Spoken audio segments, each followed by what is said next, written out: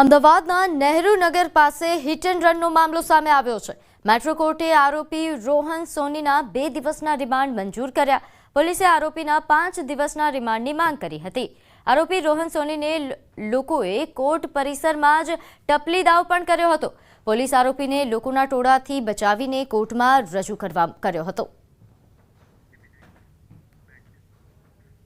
તો ભાવનગરના વલભીપુરના સરકારી આરોગ્ય કેન્દ્રમાં તબીબની ઘોર બેદરકારી સામે આવી। સરકારી આરોગ્ય કેન્દ્રમાં પીએમ અર્થે આવેલી બોડીને 8 કલાક રજડાવી। પીજીવીસીએલના 42 વર્ષીય કર્મચારીને હાર્ટ એટેક આવતા મોત નીપજ્યું હતું।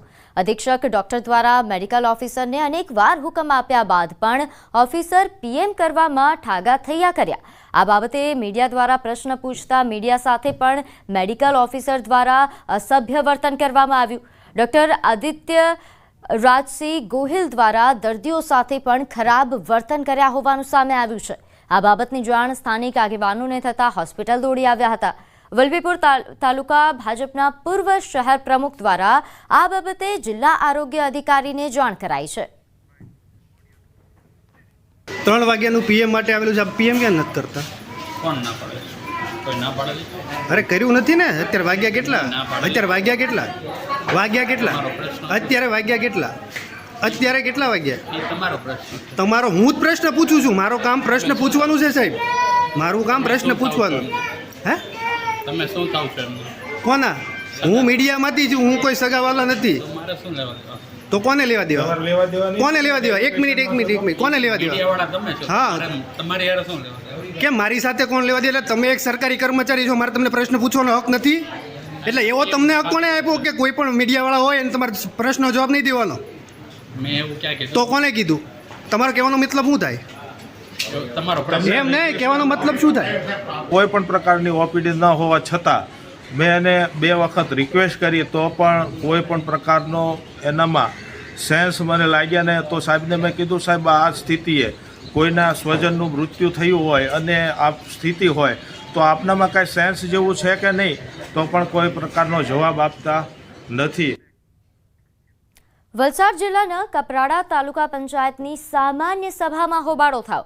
કોંગ્રેસના સભ્ય કુંજાલીબેન પટેલે ગ્રાન્ટની વહેંચણી મુદ્દે ગંભીર આક્ષેપો કર્યા। કુંજાલીબેને એક રોટલી સાથે લાવીને ગ્રાન્ટની વહેંચણી મુદ્દે વિરોધ દર્શાવ્યો તો આ તરફ તાલુકા પંચાયતના પ્રમુખ હીરાબેન મહાલાએ તમામ આક્ષેપો ફગાવ્યા હતા અને કોઈપણ ભેદભાવ વિના ગ્રાન્ટની વહેંચણી થતા હોવાનું જણાવ્યું। ત્યારે સામાન્ય સભામાં આક્ષેપો અને પ્રતિ આક્ષેપોને લઈને મુદ્દો ગરમાયો હતો। મારા તાલુકા પંચાયતમાં આવતા ગામ સુખાલાદુ દોડકો અને વાજવડને ફક્ત 6 લાખ રૂપિયા આપવામાં આવ્યા છે અને પ્રમુખ પોતે આંબા જંગલના એમના ગામમાં 32 લાખ રૂપિયાની ગ્રાન્ટ એમણે પોતે ચાઉં કરી ગયા છે। ત્યારે મારે એમના સામે સીધો આક્ષેપ છે કે તમે આવો અન્યાય શું કામ કરી રહ્યા છે? તમામ 30 તાલુકા પંચાયત સભ્યને સરખી ગ્રાન્ટની વહેંચણી કરવી જોઈએ। ડીડીઓ સાહેબે અમને 1 કરોડ પ્લસ વધારાની ગ્રાન્ટ આપી અને એ ગ્રાન્ટ અમે સામાન્ય સભામાં બધાને સરખા ભાગે વહેંચણી થાય એના માટે અમે સામાન્ય સભામાં વંચાણી લીધું અને એની દરખાસ્તો હજુ આવવાની ચાલુ છે અને જે બેને જે આક્ષેપ કર્યો છે એ આક્ષેપ તદ્દન ખોટો છે, કારણ કે હજુ તો દરખાસ્તો આવવાની ચાલુ જ છે। દાહોદમાં ખાનગી શાળાની ઉઘાડી લૂંટનો મામલો ગરમાયો છે। શિક્ષણ મંત્રી કુબેર ડિંડોરનું નિવેદન, ડીઓને તપાસના આદેશ અપાયા છે। કોઈ પણ શાળામાં એલસી માટે રૂપિયા લેવાતા નથી। કસૂરવારો સામે કાર્યવાહી કરાશે। શાળાએ એલસી માટે 5000 વસૂલ્યા હોવાનો આરોપ હતો, જે મામલે આ નિવેદન મંત્રી આપ્યું। અમારા ડીઓડીપીઓ અમારા અધિકારીઓને અમે એની તટસ્થ તપાસ કરીને હકીકત રિપોર્ટ મંગાવીને દાહોદની જ બાબત નહીં, પૂરા ગુજરાતની જે કંઈ આવી બાબતો છે અમે એ શિક્ષણ વિભાગ સાખી લેવા માંગતું નથી। જે કંઈ પોતાનું નૈતિકતા છોડશે એને કાયદેસરની કાર્યવાહી નિયમો અનુસાર કરીને દંડિત કરીને જે કંઈ કરવાનું થાય સરકાર તરફથી કરવામાં આવશે।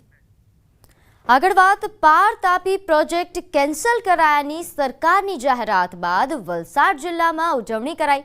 સાંસદ ધવલ પટેલ સહિત ભાજપના નેતાઓની ઉપસ્થિતિમાં ભવ્ય ઉજવણી કરવામાં આવી। સાથે જ સમગ્ર મામલે કોંગ્રેસ પર આકરા પ્રહાર કરાયા। સાંસદ ધવલ પટેલે કોંગ્રેસને આડે હાથ લેતા કહ્યું કે કોંગ્રેસ અસ્તિત્વ બચાવવાનું રાજકારણ કરી રહી છે। કોંગ્રેસ આ મુદ્દે રાજકારણ કરીને આદિવાસી સમાજ સહિત સમગ્ર ગુજરાતને ગેરમાર્ગે દોરવાના પ્રયાસો કરી રહી છે। વલસાડના ધરમપુરના ધારાસભ્ય અરવિંદ પટેલે પણ કહ્યું કે સરકારે લેખિતમાં બાહેંધરી આપી છે. સાથે જ આદિવાસી સમાજને કોંગ્રેસની વાતોમાં ન આવવા માટે અપીલ કરી. પોતાનું અસ્તિત્વ જાળવવા માટે હતું, પણ આજે અમારી કેન્દ્ર સરકાર અને રાજ્ય સરકારે પાછું કીધું છે અને રિટર્નમાં પણ આપ્યું છે કે 2022 અને 23માં જ આ પ્રોજેક્ટ રદ થઈ ગયો હતો, ત્યારે પણ રિટર્નમાં આપ્યું હતું અને 2025 આજની તારીખમાં પણ લેટર ઓફિશિયલી કેન્દ્ર સરકારની જલશક્તિ મંત્રાલયે આપ્યો છે કે આ પ્રોજેક્ટ ત્યારે જ 2022-23માં જ કેન્સલ કરી દીધો અને 2025માં પણ આ કેન્સલ જ છે. એ જાહેરનામું ઓફિશિયલી ડિક્લેર થઈ ગયું, એટલે આજે આ મુદ્દાનો અંત થઈ જાય છે. શ્વેતપત્ર કરીને લોકોને ગુમરાહ કરી રહ્યા હતા. એ કેબિનેટમાં પણ નિર્ણય લેવાયો છે કે આ પાર તાપી લિવર લીગ પ્રોજેક્ટ રદ કરીએ છીએ. રદ કરેલો જ હતો.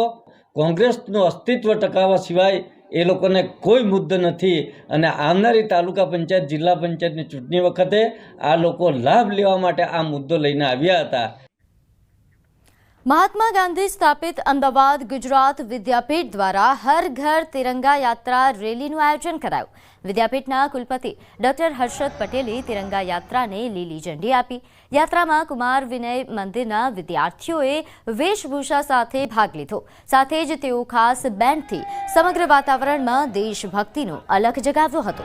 વિદ્યાપીઠના ઉચ્ચ શિક્ષણના વિદ્યાર્થીઓએ રાષ્ટ્રધ્વજ સાથે રિવરફ્રન્ટ ખાતે હર ઘર તિરંગા રેલીનું આયોજન કર્યું, જેમાં મોટી સંખ્યામાં વિદ્યાર્થીઓએ ઉત્સાહથી ભાગ લીધો.